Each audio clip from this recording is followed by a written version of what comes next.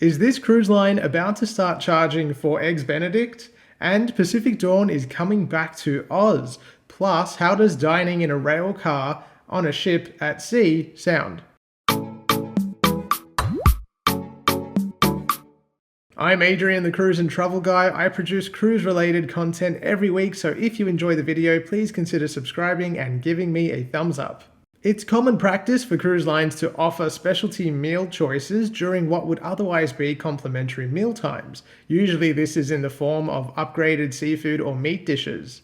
This week though, images of an updated menu from local cruise line P&O have been circulating. In particular, this version of the breakfast menu for the cruise line's main dining venue, the Waterfront, now lists the previously complimentary Eggs Benedict for $9. A lunchtime menu likewise lists basic sides like steak fries for $4. Shortly after the menus were made available on the app, they disappeared. Passengers disembarking from P&O ships as recently as this week, though, have noted that there is still no charge on board for dishes like Eggs Benedict. It's unclear whether the updated menus were mistakenly released or whether the changes will actually come into place in the future. Although dining upcharges are common on board P&O ships, these updates, if that's what they are, seem like they're out of step with consumer expectations. Hopefully I can get some clarity from P&O, I have asked, and if I do, I will be sure to let you know. In devastating news, a man has gone overboard Quantum of the Seas. The ship is en route to Honolulu on its transpacific repositioning voyage, having departed Brisbane on April 12th.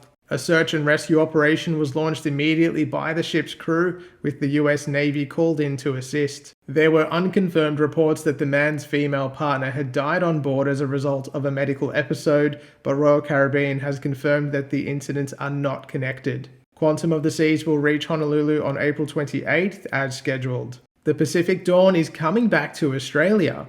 Well, she has a new name, but underneath that paint job, you will still recognize the old girl. Ambassador Cruise Lines is a British cruise line headquartered in England, with an operating fleet of just 2 ships. With her Renzo Piano-designed forward superstructure, Ambient strikes an unmistakable profile, especially to the thousands of Aussies that cruised on her while she sailed with P&O Australia between 2007 and 2020. Setting sail from London in January 2024, Ambience will spend 120 nights circuiting the globe. She'll reach Sydney Harbour on February 24th. If you want to experience the 70,000-ton ship one more time, might I suggest the 16-night Sydney to Singapore segment. Speaking of grand voyages, Holland America Line has announced its first ever pole-to-pole cruise. The 133-night cruise will set sail from Fort Lauderdale on January 25th, 2025 on board the cruise line's Volendam. The Grand Voyage's unique selling proposition being that it will be bookended by visits to both Antarctica and the Arctic Circle. At around 60,000 gross tons, Volendam is the line's smallest ship, and I expect all 1,400 or so passengers will become fast friends on the lengthy trip. Bookings open on May 24th.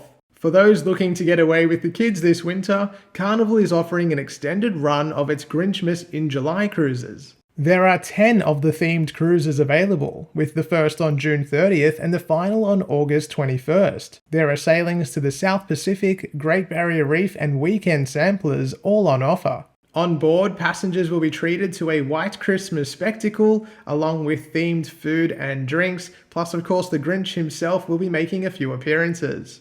Grinchmas cruises are still available to book and are sure to be a fun time for kids of all ages. Royal Caribbean's 6th Oasis-class ship, Utopia of the Seas, is getting closer to launch. Scheduled to sail with paying passengers in January 2024, the ship will offer more of what people have come to love from the line's supersized ships. But there's always room for something new. Royal Caribbean Blog was invited to experience a new dining concept that is under development at the cruise line's Miami headquarters. The new idea is for a mixed reality dining venue, and it might just take the form of a train carriage. Although it's early days and the concepts will inevitably change, the ultimate goal is for passengers to be completely immersed within whatever the end experience is. Whether that's a railway setting or something else, we'll soon find out. Finally this week, P&O Australia have just launched an upgrade bidding system called Upgrade Me. Like other cruise lines, the bidding system will allow passengers to nominate a dollar figure that they would be willing to pay for an upgrade to another category stateroom. Guests will only be eligible to bid for an upgrade once the booking has been paid in full and within 70 days of departure. P&O will automatically send eligible guests an email inviting them to participate in the program. Bids can be amended or cancelled up to 3 days before departure.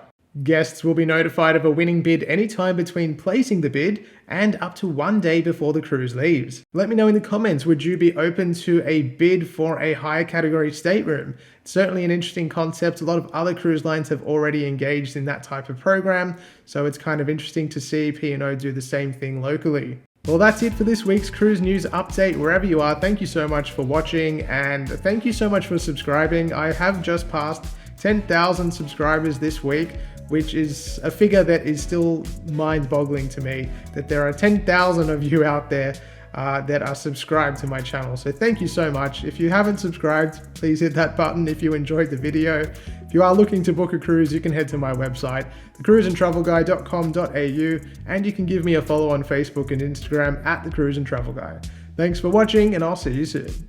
Is this cruise line about to start charging for Eggs Benedict? The Pacific Dawn is coming back to Australia. Well, she has a new paint job, but underneath... Ambience will spend 120 nights circuiting the globe before she reaches... No, that's not quite right. Royal Caribbean Blog was invited to experience a new dining concept that is under... what?